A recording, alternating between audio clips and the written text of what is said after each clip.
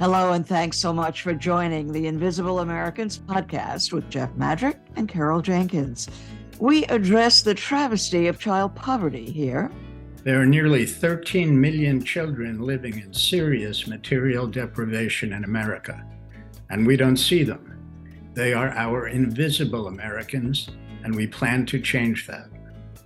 A couple of words about us. The podcast is based on Jeff's book, Invisible Americans, The Tragic Cost of Child Poverty.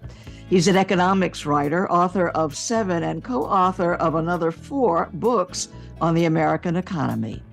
And Carol is an Emmy-winning journalist, activist, and author, most recently president of the ERA Coalition, working to amend the Constitution to include women.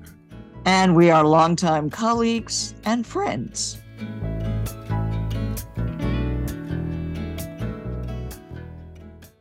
Thanks for joining us for this episode of the Invisible Americans podcast. Today, as we talk about vulnerable children living in poverty, we address one of the most serious dangers for them: small children getting trapped by traffickers and sold for sex. We talk with Melanie Thompson of the Coalition Against Trafficking in Women, herself a victim of child trafficking. And we also get an update on efforts to end child poverty altogether from Megan Curran, Policy Director at Columbia University's esteemed and invaluable Center on Poverty and Social Policy. We begin with Melanie Thompson, profiled recently by New York Times columnist Nick Kristof. He has followed her life story for many years and gave us an update on her current fight against trafficking, working now for a leading anti-trafficking organization. She knows the trauma, though, firsthand. Kidnapped and trafficked when she was a small child, spending the rest of her young life in and out of unkind and even destructive foster homes. So, Melanie, give us your take on sex trafficking of children living in poverty. We want to end child poverty, but we're really tremendously concerned about what happens to children living in poverty, living in foster care. You've experienced some of that. So if you could give us your take on where are we in 2023 with this problem? Personally, it's still a major issue. Children that are living in poverty are twice, if not 3 times, as more susceptible to human trafficking and a plethora of other isms and oppressions. And I think that what a lot of people don't understand when it comes to the sex trafficking specifically of children is that we are marketed and highly valuable to traffickers and to sex buyers because we're targeted not only for our vulnerabilities as is adults who are also trafficked and exploited, but because of our youth and because of that young age. Myself going through the foster care system, it just added on another layer of susceptibility. In addition to me coming from a domestic violence household, in addition to me dealing with an alcoholic parent, in addition to me being a Black queer child, all of these different things were already stacked against me. And then when you add a component like foster care, like the juvenile justice system, like child welfare systems, it just added on this extra layer that told traffickers or alluded to traffickers that I was somebody to them worth exploiting, because in their mind, they felt that I had no support system, no love from family, and that I had no other economic resources. And when you're a child that has already been, for lack of a better term, displaced, whether physically from family or internally displaced from the family structure, and then traffickers come in and exploit that window, that void, that lack of resource, it becomes very easy for somebody to get caught up in the system of prostitution and trafficking. And for many years, most of the children that were sexually exploited, unfortunately, continue on through the system of prostitution as an adult because they've been groomed from so young that they see prostitution as a viable job option for themselves. So it is very imperative that we focus on children as well, and more specifically, children who are impacted by marginalization and poverty, because we have twice as more of a vulnerable marker to traffickers. So you experienced trafficking yourself. Yes. Can you describe how that began And were you continuously, persistently afraid? Absolutely. I was trafficked in New York City when I was 12 years old. I was on my way home from a movie theater with my two girlfriends in sixth grade. And we ran into these two boys that we knew that were a little older than us, but had graduated from our middle school. The community was very small where I grew up.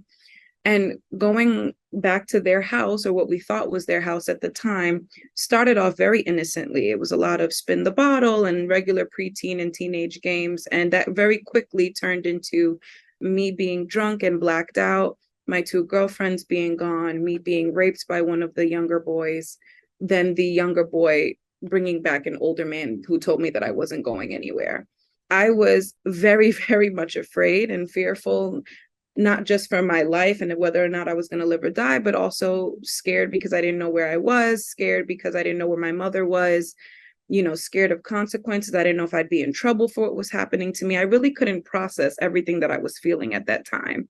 And by the time you turn 12 and 13, without any kind of parental supervision, anybody that it was a very fearful time. I was often exploited. I was locked in an abandoned house when he took me, and he would bring these men to this closet to do whatever they wanted to do with me. And that was a very scary thing. But I think after days of dealing with that kind of consistent and repetitive abuse, I think at some point I just became numb to it all. You try to run, you try to escape, you try to deal with the immediate fight mode, and then eventually you get into fawn or freeze mode. And I think that's what happened to me after a few days. How did you escape? Unfortunately, it wasn't the beautiful fairy tale. I wasn't able to just get out and be returned home to my family. I ended up getting arrested by two detectives who brought me to court. And from that point on, I ended up in the foster care system. So needless to say, I have not lived with my biological family since the time I turned 13 years old. I've been in the foster care system ever since. We've had a guest here who grew up in foster care herself and talked of the horrors of it. Apparently, the system just does not work. Talk to us about what happens when you go into foster care. How many families were you with once you went into the foster care system? So when I first got arrested, I was sent to 3 facilities first. In New York City, specifically, you go through the ACS building, the precincts. If you qualify, you can end up in mental hospitals, psych wards. So I went through 3 different facilities, many of which were residential treatment facilities for a couple of years. My first foster family didn't come until I was turning 16, almost 16. And I thought that my first foster family would be the family that I would stay with until I aged out of care. And for me, that would have been 21 years old. But my first foster family re-exploited me and put me back into the system of prostitution as a teenager. So from that point, once I was removed from that household, I went to 9 other foster families before I eventually started dorming at college. So, the foster care system in general has many flaws and many gaps in services. I won't say that it is the absolute most horrid thing I've ever endured. I've endured a lot of negative things in the system. I do think that it needs a big reform. I think that there needs to be a lot of upending and starting over when it comes to the system. Unfortunately, although there are some great families and great parents who truly want to do great work and really take in a child or a person in their family as their own, the reality is that the ratio of those parents compared to the amount of foster families that see this as a side hustle to gain an additional form of income is just slim to none. And unfortunately, we as teenagers, specifically teenagers and children over the age of 8, 9, we end up being majority of the people who most foster families don't want. What I find is that younger children between newborn age and about 6 or 7 years old are the most sought after when it comes to foster care, because most families want a younger child so that they can adapt them to their family values and cultures and truly have that adoption-like experience. Once you hit adolescent age and preteen age, most people don't want you. So what you find is that, and going back to your first question about susceptibility, what you find is that teenagers and pre-teenagers in the foster care system are twice as likely to run away, become homeless, and be sought after by traffickers because of the fact that most families don't want to take a teenager in their home. They feel that teenagers are more problematic. They feel that teenagers have this idea of, you're not my mom, you're not my dad. And they find that that's going to cause problems for them in the family. So what you end up finding is most of us being bounced around from house to house because there's no permanent stability. There's a lot of families that only open their homes for respite and short-term stays. They don't want to take us long-term.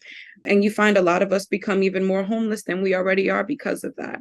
So, the foster care system is great in emergency situations, but most of the time we end up experiencing a lot more harm in the system than good. How does the U.S. system compare to systems in other wealthy countries, probably mostly Western Europe, to minimize human trafficking? Human trafficking is a global issue, and at least in all the countries that I've been in, it exists. The U.S. legally has a different framework compared to some of these other countries, specifically in Europe. So the system of prostitution and child trafficking looks a little bit different. I do think that the United States in the last 10 years has definitely improved in the way that we address human trafficking as a whole federally. I will say that some of the numbers of those in foster care who are trafficked hasn't really gone up or down. We're still facing those harsh realities. But I will say that in some of the other countries, when we think about child trafficking, it's usually on the extreme end that we think of. It's the smuggling, it's the kidnapping off of the street and being put into a white van. Here in the US, especially in metropolitan cities like New York and Chicago and Miami, it's still occurring, and it looks a little different than it does in some of the other countries where there are structures in place to try to prevent child trafficking. So I do think that we've made some strides, but we have a long way to go here. Melanie, how do we stop this? I mean, when we talk about trafficking, there's several things. There's sex trafficking, there's labor trafficking, there's the horrific organ trafficking. I mean, there are so many ways, and children are susceptible in all of those ways. How do we resolve this issue? What your organization has been working on it for some time, doing a terrific job. What do you see as the answers? We want to stop that, that kid from feeling that, becoming, a sex worker is the solution to their livelihood when they're 10, 11, 12 years old. I love that you brought that up because children can't be sex workers. The idea of this notion of a sex worker is truly ridiculous. And I can spend an entire another interview talking about language alone, but there's a couple of approaches that we can take. On the legal side of things, I think overall we need to shift our focus from the children and the behaviors that the children are displaying to the demand for paid sex and the demand for buying children and sexual access to children's bodies or the organs of children or any of that. We as a society have focused a lot on, well, what are the kids doing? Is the teenager a troubled teenager? Is the child a runaway? Are they homeless? What's wrong in the child's life? And although analyzing the whole person is necessary, we have not started a societal and cultural conversation around the buyers and the demand and the traffickers. Without the demand for us, there would be no us. There would be no me being exploited and kidnapped at 12 years old. Once we focus on why there are men that are buying, why there are traffickers that are gaining profit and why they want to exploit, and we remove them off of the street, then there would be less fear for us to go to school or go outside or engage in extracurricular activities. Legally, we need to change our legislation to something known as the equality model. Right now, we have it in all 50 states as full criminalization when it comes to this issue. I think we need to change that to the equality model, which arrests demand for paid sex, buyers, traffickers, brothel owners, etc., but decriminalizes the children, the teenagers, and the people like me who were exploited. So I think we need to take that legal approach. And then separate from the legalities of things, I think that one thing that we can do as a society to help prevent this is really public awareness and education raising. A lot of times people still to this day don't recognize that sex trafficking, organ trafficking, labor trafficking of children happens in this country. And they believe that child trafficking only happens in places like India and China, so far away from here. The reality is that most people don't know it happens here because they don't know what to look for and they don't know what it looks like. Because in a metropolitan country like this, traffickers had to change the way that they sell children and market them. Speaking with survivors who have gone through that, sitting in seminars and trainings to learn more about the risk factors, learning more about what the warning signs are if your child has been in contact with the trafficker. Stop right there, Melanie. What are the warning signs?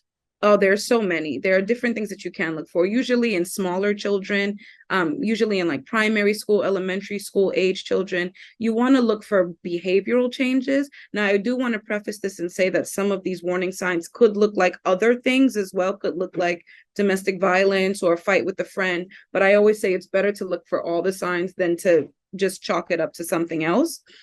So in smaller children, you usually might see behavioral changes. They're not paying attention in class as much. They look sad. You obviously want to look for things like bruises if that's necessary. And even if that doesn't end up being, if you do investigate that, even if it doesn't end up being trafficking, you will find that it's a product of something. Could be DV in the home, starvation, whatever have you. Usually in like middle school age children, you usually will look for things like excessive amounts of cash, flashier clothing, isolation from friends. They're like just overall behavioral changes that kind of raise red flags. Oftentimes in middle school age children, when you see things like that, you notice that they're not speaking to their classmates that they usually speak to or hang out with. You notice a lot of absenteeism in their classes, especially for students who usually don't have bad attendance records. When you see them coming in with more name brand things, or they're a little bit more flashier than usual, usually that means there's been an increase in some kind of gift giving or money, which is something that traffickers use as a grooming tactic to maintain the relationship with the middle school age child. With younger children, it usually looks like not making eye contact, being a little bit more mute or silent, not engaging with their teachers or classmates. So even though these are very common indicators of any form of abuse, it's usually something that needs to be reported. So those are just a couple of things that I can throw off the top of my head that really can help parents and teachers and guardians and guidance counselors and whatever have you look out for some of those things, and it will help them to at least be aware that something negative is going on.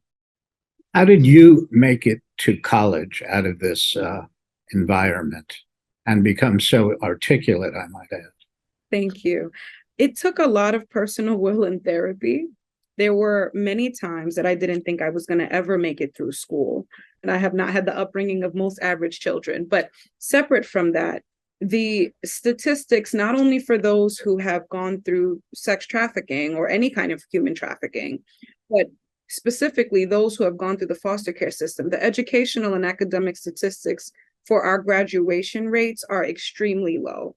And for me, I went through 5 different high schools, 3 different colleges before I graduated. And for me, it was really just about remembering where I came from at home, what I went through when I was taken, and really just trying to remember who I wanted to be. And it took a lot of years before I can get to a place of stability to be able to power through any kind of PTSD symptoms or any kind of my, depression or mental health disorders. But after years, finding a support system, finding people you can rely on, finding that good social worker in your foster care agency, those kind of things really do make a difference in how you continue to show up for yourself every day.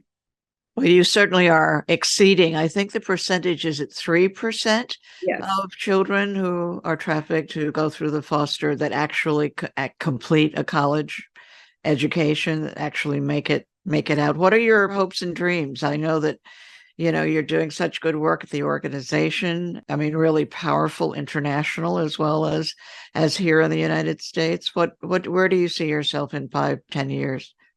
I actually want to open a nonprofit organization for those who have been sexually exploited and have a history with the child welfare system or juvenile justice system in any way. And I want to create an alternative to incarceration program for them. Wow, that would be is absolutely essential and would be terrific. We're wishing you so much that you were able to do that on your own. I think that any of the kids who would go through it would be very fortunate to at last find you and what you have to offer. Thank you, Melanie, for being with us today. We wish you great luck with that. Thank you so much.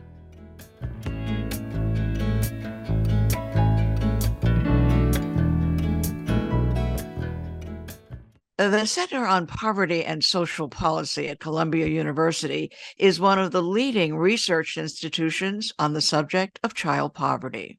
Megan Curran, Director of Policy there, concentrates on poverty reduction in all of its forms. Here she gives updates on the most recent efforts, including the 2021 expanded child tax credit. She knows the trauma firsthand. Kidnapped and trafficked when she was 13 years old, spending the rest of her young life in and out of unkind, destructive foster homes. Megan, thanks so much for being with us today. We're so impressed by the work, and Jeff knows your work intimately, and the center. Thanks for being with us today. I was impressed that you did another reading of how much of the child tax credit, the cash paid to poor families if they have children, is spent on the needs of kids, because that seemed to be the obstacle presented to the Senate for ending the program. What do parents spend, and where do they spend it from this child allowance? Yeah, that's a great question, because obviously one of the first things that everyone is curious about is there's all this new money going to households, especially those who didn't receive any of it before. And then some households who did receive some of it was receiving more, because the 2021 expansion, made three really important changes from what the child tax credit has traditionally looked like in the US. It increased benefit levels. So it said, you can now be eligible for up to $3,000 per child, but actually even more, a bump if you have a young child, because we know that getting money into kids in early childhood is really important. It included, about the 1/3 of children who were historically left out of that credit. And those would be kids, in families with more modest levels of earnings, or in families who, their parents, for some reason, maybe disability or other sort of constraints, may not be able to work, much at all. And it also actually transitioned from paying this out once a year at tax time to actually regular installments. So in increments of, say, $250 or $300 per child per month, which actually was a game changer in terms of how families are able to think about this money as part of their household budgeting needs.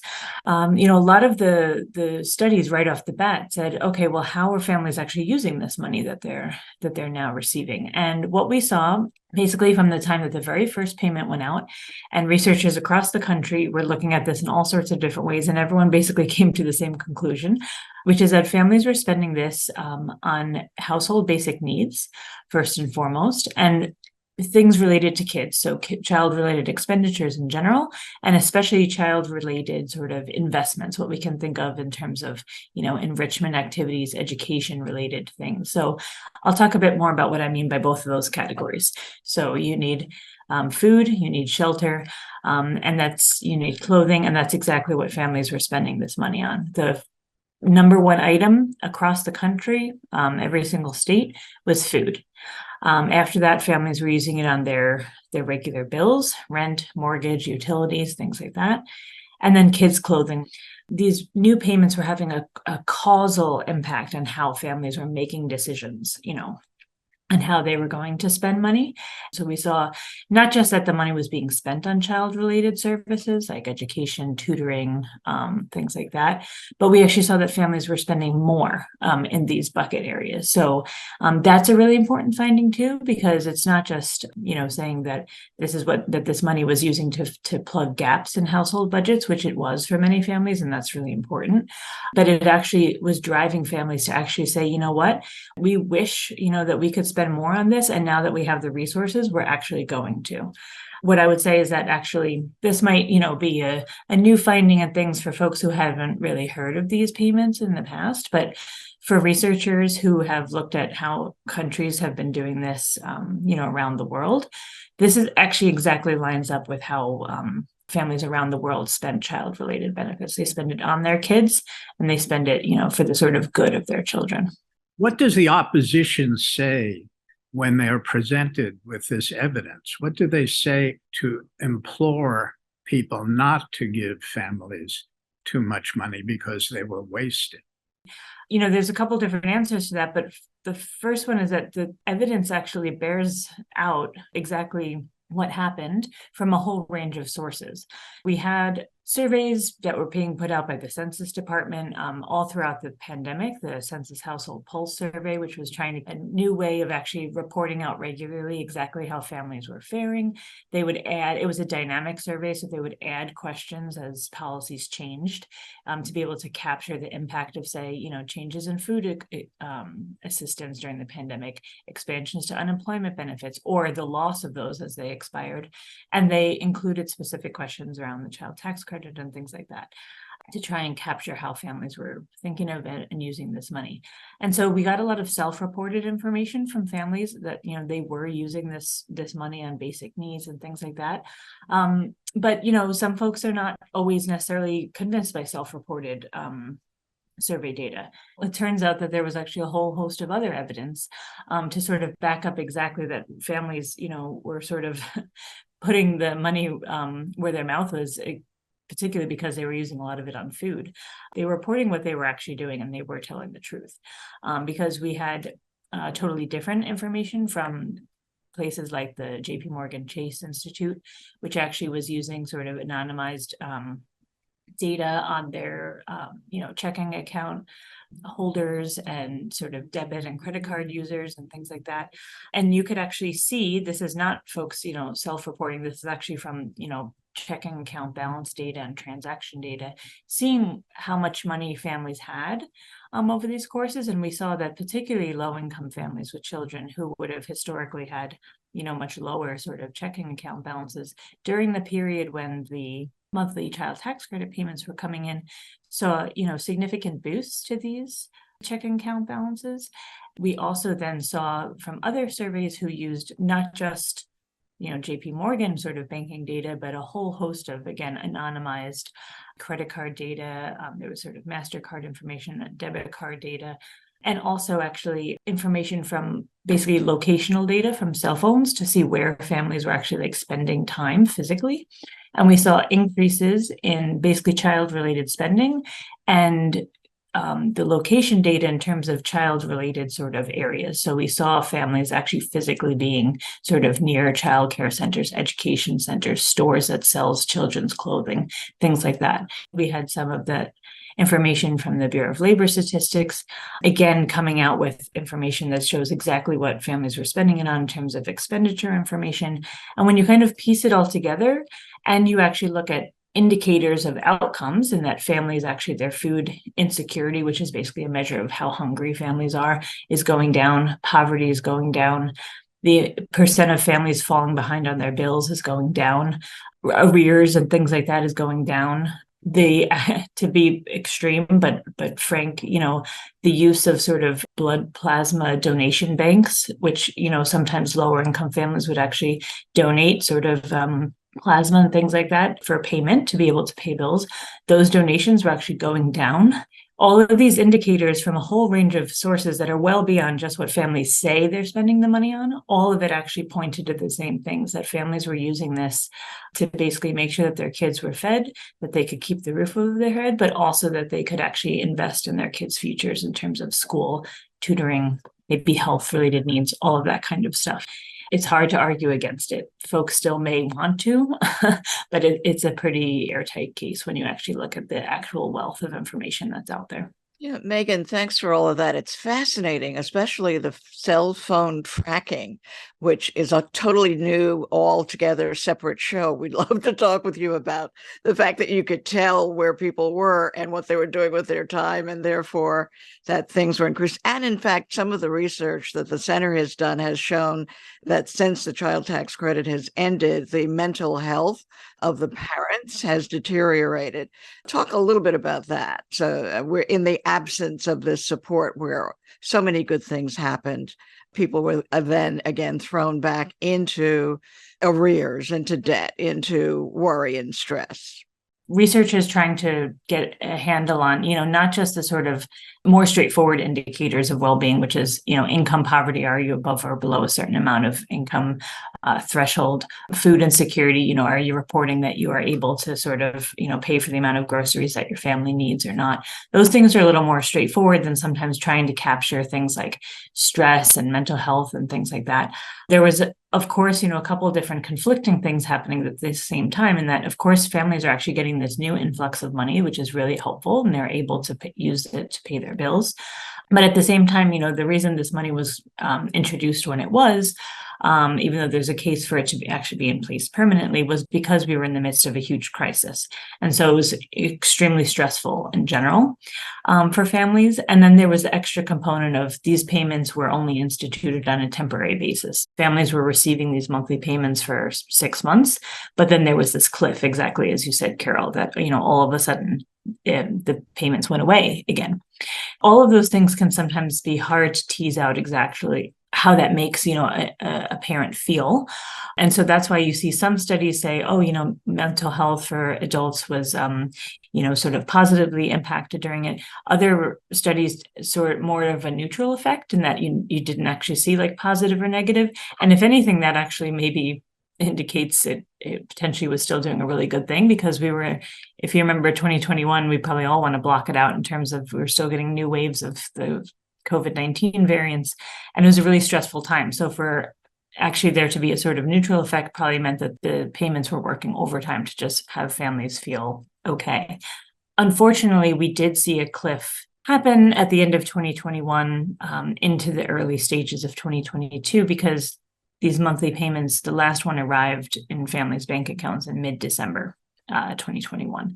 Coming into January, which is usually a hard time sort of financially, it's after the holidays. It's, if folks have seasonal work, that might be sort of dropping off a bit at the start of a year. We saw a huge cliff, family bank accounts, again, from that anonymized banking data, family bank accounts took a hit. Food insecurity. So again, your ability to make sure that your family has enough food for their needs, it took a big hit. We saw families reporting, much more sort of increased incidences of going hungry or things like that. We saw from the census reports that folks were falling behind on their expenses again. Debt was increasing, arrears were beginning to increase again, things like that. And we saw poverty because at the Columbia Center on Poverty and Social Policy, that's one of our big focuses. The child tax credit payments were keeping poverty at a historic low the second half of 2021. And basically just in that 1 month, we saw actually close to 4 million more children in poverty in January 2022 than they had been a month prior. And that was directly related to the loss of these child tax credit payments. So for a single policy, it was actually doing a shocking amount of good in the world. You saw that while it was in place, but I think one of actually the most stark glimpses that you saw as to all of the impact it was having was actually when they went away.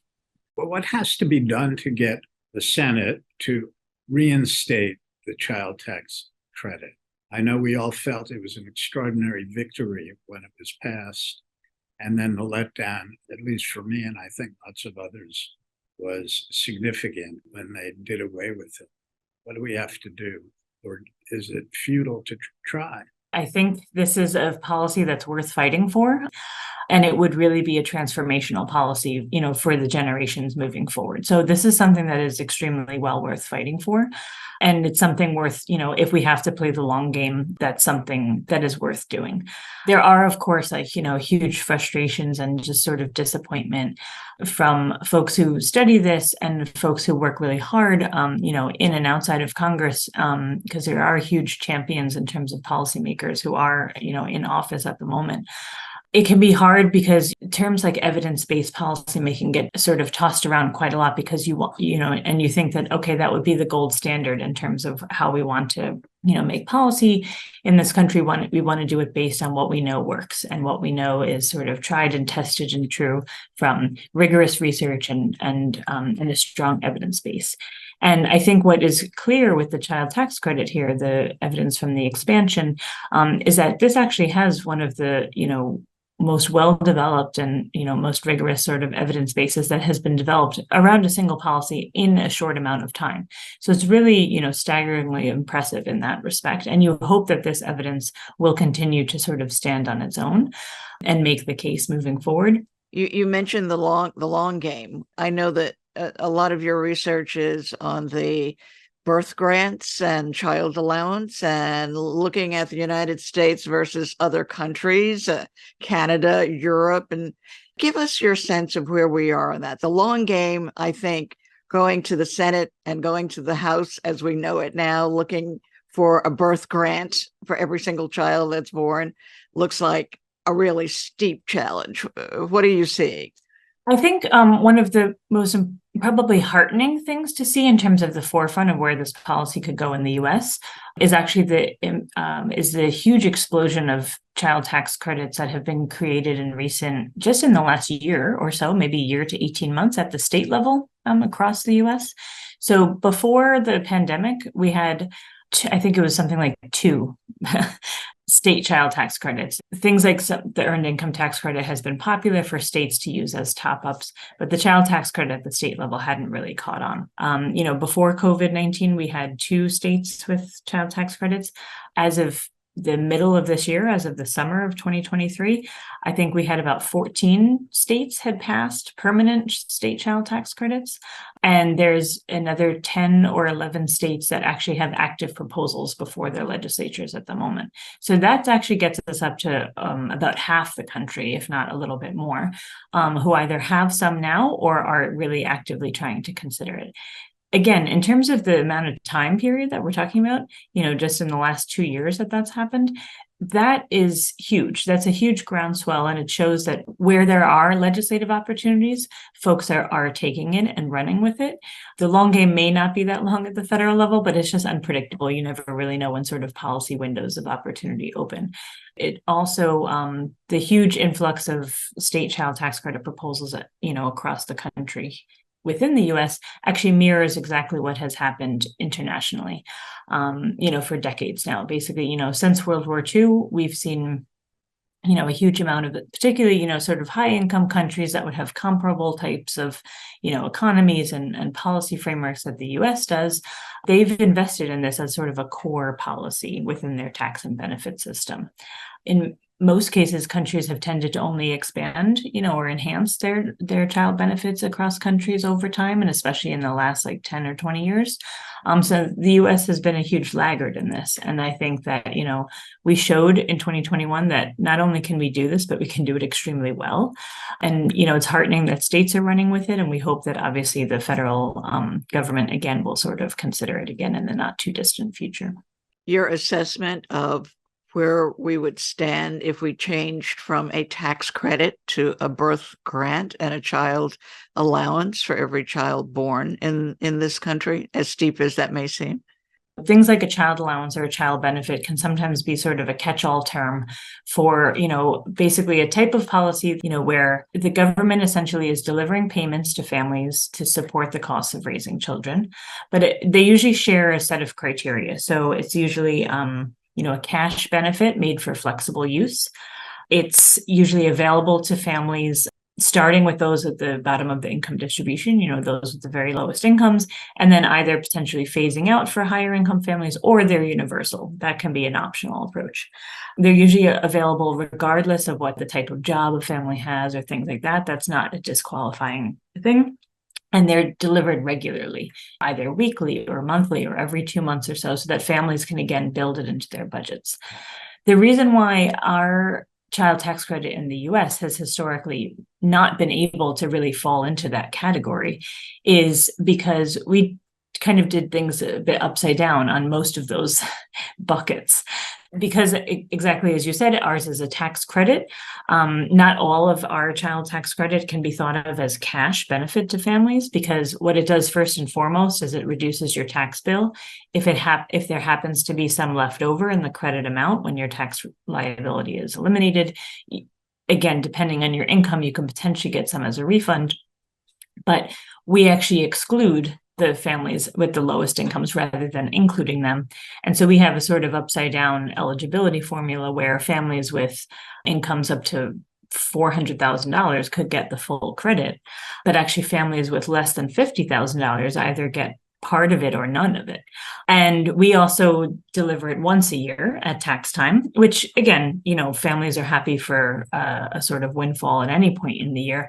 But that's not something that you can then take into account and sort of adjust how you would think about the amount of rent you're able to pay, or build it into your food budgets, or cover, tutoring or childcare or something like that. You can't do it when it's only coming once a year.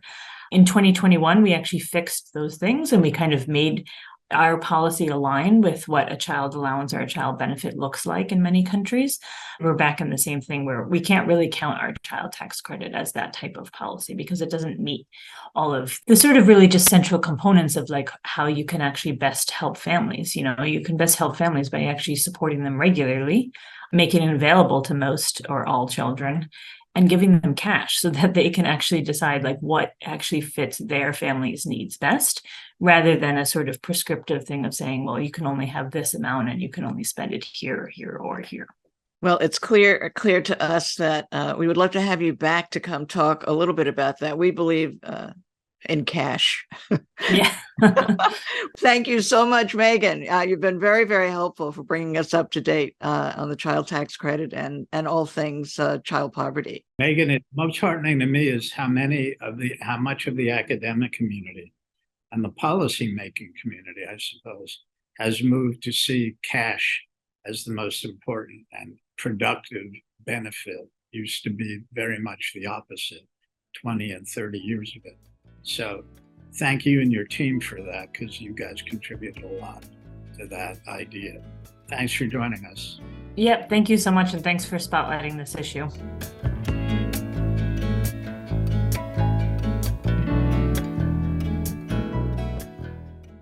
History will judge a nation's decency in various ways. One of them will surely be the well-being of all its children. American neglect of its poor children is both inexplicable and deplorable.